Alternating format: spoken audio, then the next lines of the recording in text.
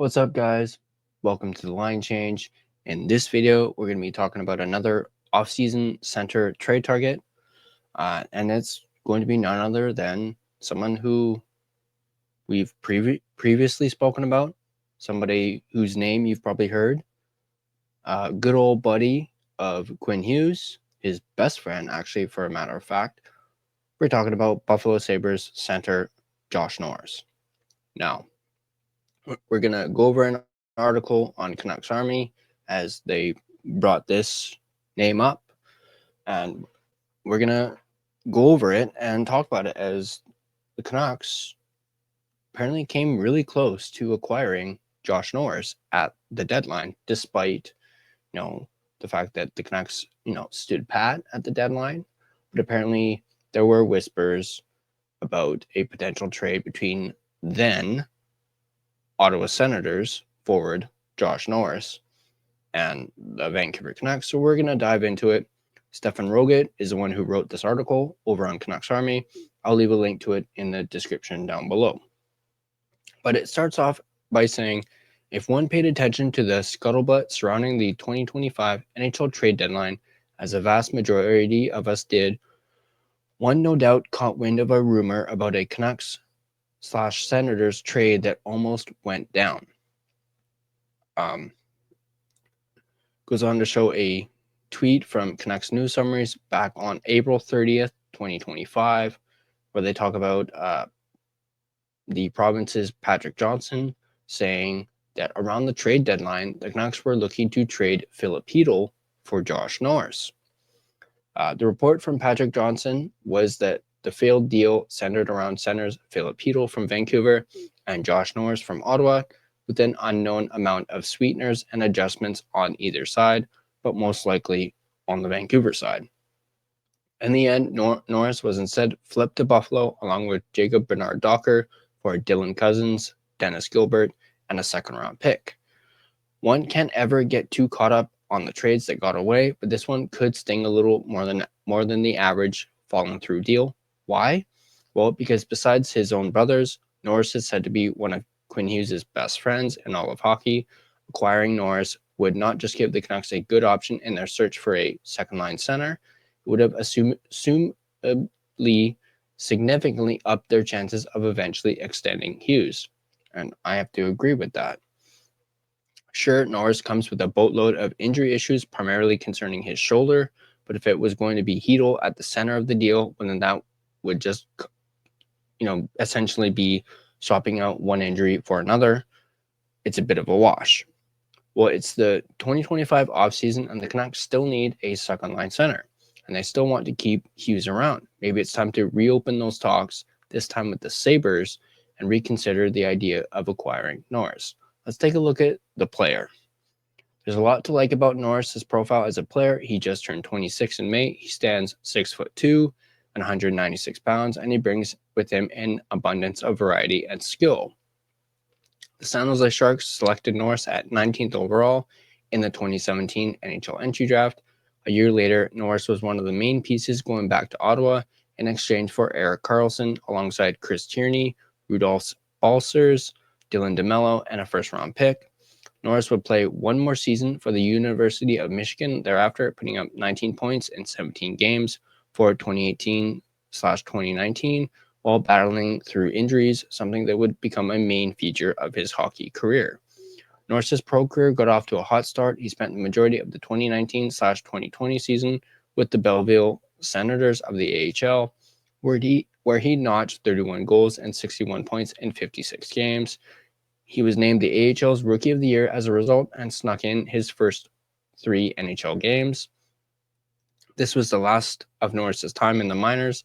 He joined the Senators full-time for the 2020/2021 season, scoring 17 goals and 35 points in 56 games during that pandemic-riddled season. But it was Norris's sophomore campaign that really turned heads. The 2021/2022 season saw him post a remarkable 35 goals and 55 points in just 66 games. This rate of 0.53 goals per game tied Norris for 14th in the entire NHL that year, with the likes of Nikita Kucherov, Jack Hughes, and Jake Gensel, and just a couple percentage points behind Connor McDavid. It should come as no surprise that Norris was rewarded following this season with his current contract, a massive 8-year, $7.95 million AAV extension, but then it could be said that since that signing, Norris has failed to return full value on his contract. Why not? Primarily because his ongoing shoulder issues also began in 2021/2022. Norris's first recorded shoulder injury came in late January 2022 and was initially thought to be season-ending. Though he returned in early March, the worst was yet to come. Norris injured or perhaps re-injured the same shoulder early on in October of the 2022-2023 season. That time he was kept out of the lineup until mid-January, but he only made it back for 3 games before the shoulder started acting up again. Norris was placed back on LTIR and went on to miss the entire rest of the season and a good chunk of the offseason. His final stats for 2022-2023, 8 games, 2 goals, 1 assist. The 2023-2024 season started off better. Norris returned to the lineup and stayed relatively healthy until February, aside from a brief January absence for an undisclosed upper body injury. By that point, Norris was up to 16 goals and 30 points through 50 games. Not up to his sophomore standards, but not bad after most of a season off. Then the same shoulder was injured again and Norris's season was over. That brings us to the most recent 2024-2025 season. Here, Norris returned again as of training camp and stayed relatively healthy, missing a brief stint in January and then most of February with undisclosed upper body injuries. His scoring rebounded a bit too with 20 goals and 33 points through 53 games. Partway through, of course, Norris was dealt to Buffalo, but he'd only make it through 3 games with them, 1 goal, 1 assist. He'd miss the rest of the season. Now here's the good news. By all accounts, this latest season-ending injury is not a recurrence of the shoulder injury. It's been described as a mid-body injury, which is a term you only really hear in hockey when you want to know it's not a shoulder injury. That, at the very least, has to be encouraging. Norris made it through the year without any shoulder trouble, and some folks weren't sure he could do that. Speaking of what folks think of Norris, scouts still see a dynamically talented center with the size, first-step quickness, and shot to be dangerous in all facets of the game. He's one of those rare shoot-first centers, which could work wonders on a Canucks team that features an awful lot of passers. Of course, all that only applies when Norris is healthy, and that's always going to be the big what-if at play here. Let's take a look at what the cost would be for Josh Norris. Let's get this out of the way right away. It won't be a Heedle for Norris swap now that Buffalo is at the other end of the phone. Buffalo's middle six center depth is a little overplugged right now with Tage Thompson, Yuri Kulich, and Ryan McLeod sitting on top of a depth chart that is also loaded with youth. That, combined with Norris's injury troubles, is why the Sabres might be comfortable flipping him so soon after acquiring him, but it's also why they wouldn't have much interest in Heedle. The Sabres are also not particularly interested in draft picks. We can imagine a world in which they see the Canucks' 15th overall pick as valuable currency to later flip for established talent. So maybe there's a discussion to be had there. But for the most part, the Sabres want to break the longest playoff-less streak in the NHL, and they want to do so as soon as possible. Their primary interest is in players they can use right now. The Sabres have a particular need for right-side defenders. On that front, the Canucks could definitely help them out, but the potential asking price is worrisome. Philip Hronek would seem to be a much more valuable asset than Norris, which makes for a bad starting point, as well. Trading Hughes' preferred partner for Hughes' friend seems a little counterproductive. One has to imagine the Sabres would be very interested in Tom Willander, maybe even in a somewhat straight-up trade for Norris. Willander could step right into their lineup and provide a partner with upside for Buffalo's litany of left-handed D-men. But that would entail the Canucks giving up an ELC ready to step into their own lineup and under team control for a long time for a player with serious injury concerns. That's a big, big risk, and we're not sure if it's one the Canucks are or should be prepared to take. The preference, if there is one, should definitely be to talk the Sabres into accepting something around the 15th overall pick, and then using that chip to do their business elsewhere. If not, the asking price is almost certainly going to be something that hurts more.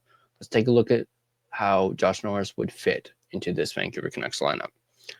We've mostly covered this already. Norris, when healthy, is a top-tier second-line center that still possesses some upward potential, perhaps more than the average player. His age, given how much time he has missed thus far, of all the centers possibly available to the Canucks this offseason, they won't find many with more skill than Norris.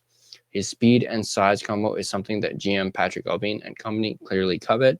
That he's a shooting center, blends well with playmaking wingers like Connor Garland, and provides good backup to a 1C in Elias Pettersson that simply doesn't shoot as often anymore.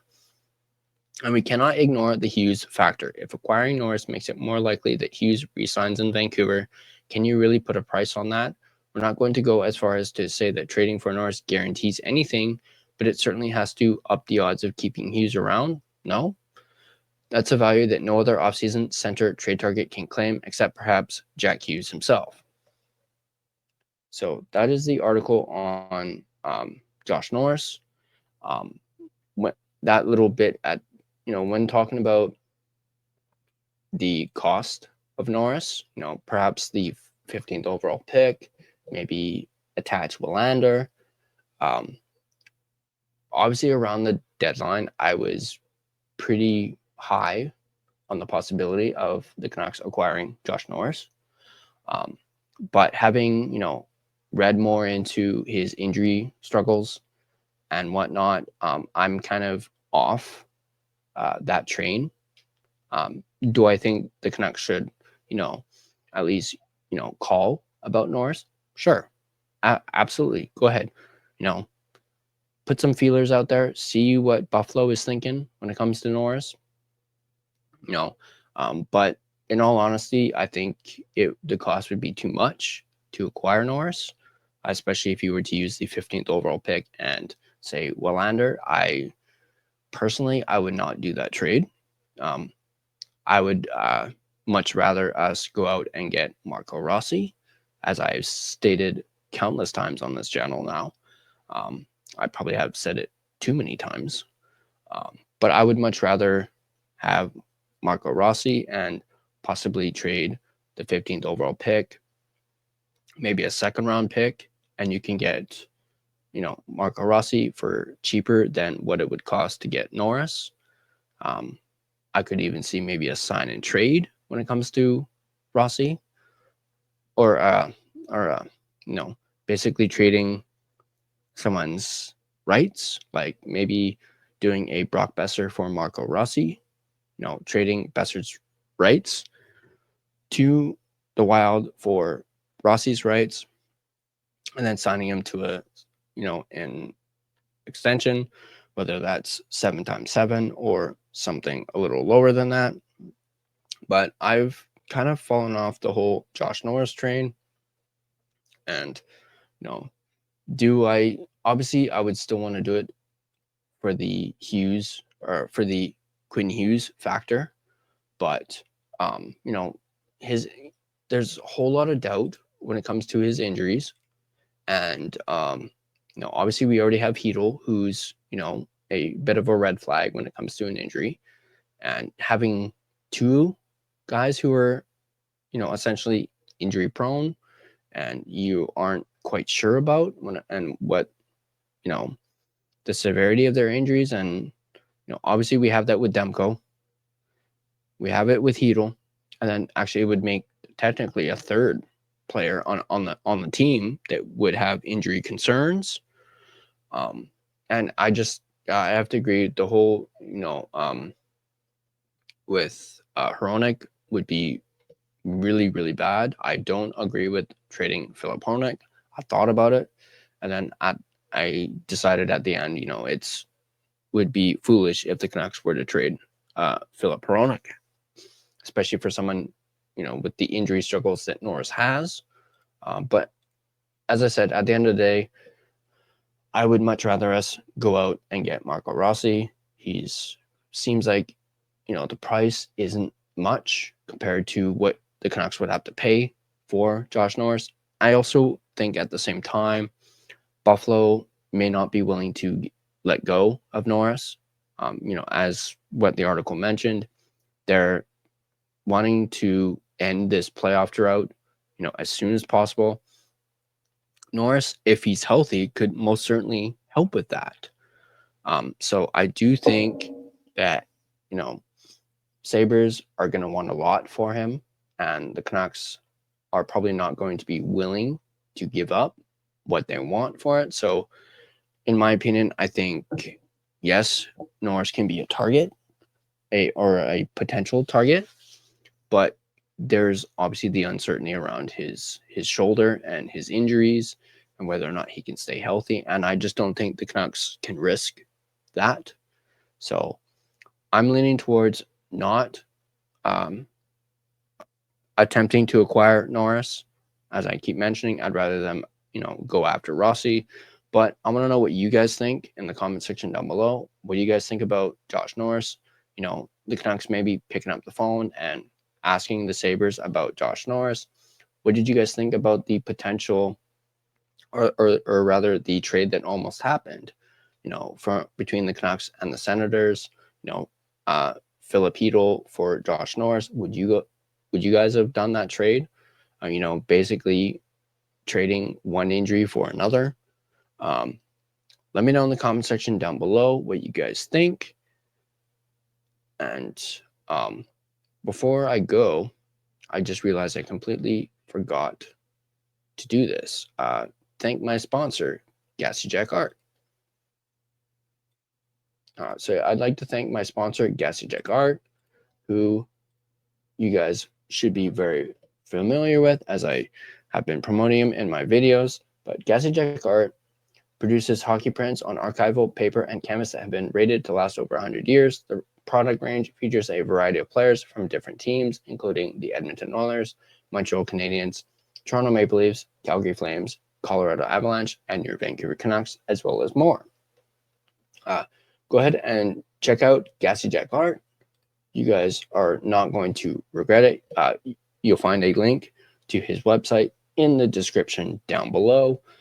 He currently has a end of season sale where you can buy 2 prints and get an additional 2 for free. Yeah, you're not hearing things. You're hearing correctly. Buy 2 prints for between $20 and $25, and you can get an additional 2 for free. So you're essentially paying $40 for 4 prints. Can't get much better of a deal than that. As you can see in the picture, I myself have 4 prints, currently expecting 4 more. And just the detail that are in these prints, when you look at them up at close, they are absolutely amazing. And big props to Jack on his artistic ability, as it's especially that Quinn Hughes one with the jersey in the background. It's so incredibly detailed, as I mentioned, and they just look good around the house, on the wall, maybe on your desk at work. They're absolutely amazing, and you guys are not going to want to miss out on this end of season sale. I'm not entirely sure when it will end. Perhaps maybe by the time the Stanley Cup Finals are over. But go ahead and check them out, GassyJackArt.com. You can also find Jack on Instagram at GassyJackArt. Go ahead and check them out. You're not going to regret it. But yeah, so Josh Norris, a potential offseason center trade target. Let me know once again in the comment section down below what you guys think. Do you guys still think the Canucks should look into Josh Norris? Do you think they should, do that trade, first overall pick and Willander for Josh Norris? Or are you guys like me, where you're uncertain because of his injury struggles? And do you think that ship has sailed when it comes to, acquiring Josh Norris? Do you guys think it could potentially, if they were to go out and acquire Norris, that it could possibly mean that, or it would give Quinn Hughes incentive to stay, especially with Norris's contract, being 7 years left on his deal? He'd be here for the next 7 years. Do you think that would entice Quinn Hughes to stay? Let me know in the comment section down below. And as always, if you guys like this video, go ahead and hit that like button. If you want to stay up to date on all your Canucks content, whether that's Vancouver Canucks or Abbotsford Canucks, be sure to smash that subscribe button and turn on your notifications so you don't miss a single video. If you want to find us as well as interact with us on social media, you can find us on Facebook. Just search The Line Change to find our Facebook page. You can find us on Instagram at The Line Change. You can find us on X at Line Change Man. You can also find us on TikTok at the.line.change.po. Feel free to give us a follow on all of our social media platforms. If you prefer an audio version of this podcast, you can find us on both Spotify and Apple Podcasts. On Spotify, once again, feel free to give us a follow as well as rate and review us. It is, of course, greatly appreciated. But that's going to do it for me in this video. As always, let's go Canucks. Let's go Abby Canucks. Going to the Calder Cup Finals. My previous video, we had our game recap. We recapped Game 6 of the Western Conference Finals. I mentioned how jacked up I was about them going to the Calder Cup Finals. Be sure to check that video out, as well as my EP40 Chronicles video that came out earlier today.